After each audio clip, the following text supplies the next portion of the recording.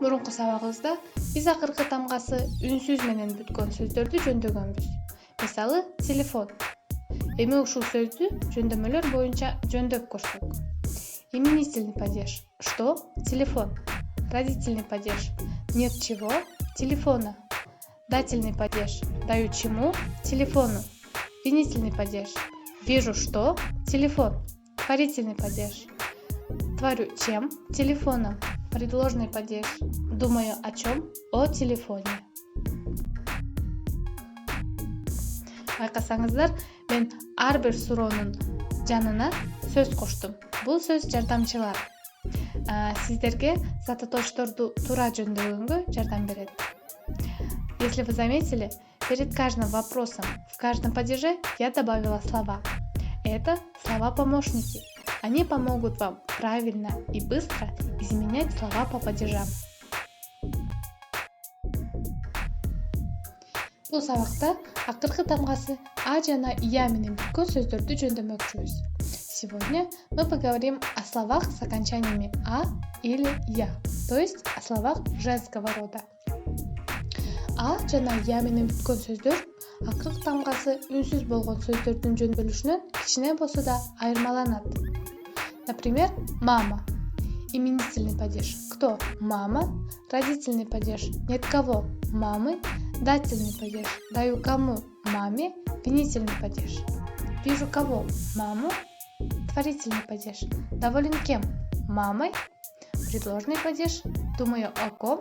О маме. Эми ар бир падежди карап көрсөк, именительный падежде эч нерсе өзгөрбөйт. Давайте рассмотрим каждый падеж. В именительном падеже ничего не меняется. Родительный падежде көптүк сан сыяктуу болуп өзгөрөт. В родительном падеже окончание меняется, как во множественном числе. Дательный падежге е, винительный падежге у, творительный падежге ой мүчөсү уланат. Буларды жөн гана жаттап калуу керек. В дательном падеже окончание меняется на е, в винительном падеже на у, в творительном падеже на ой. Эти окончания нужно запомнить. В предложном падеже мурунку сөздөр сыяктуу эле е мүчөсү уланат. В предложном падеже, так же как и раньше, окончание меняется на е. Дагы бир мисал карап көрсөк. Рассмотрим еще один пример. Например, дядя.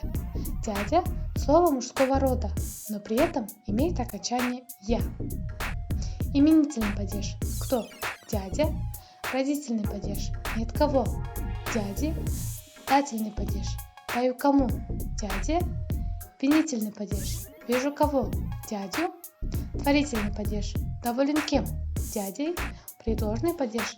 Думаю о ком? О дяде.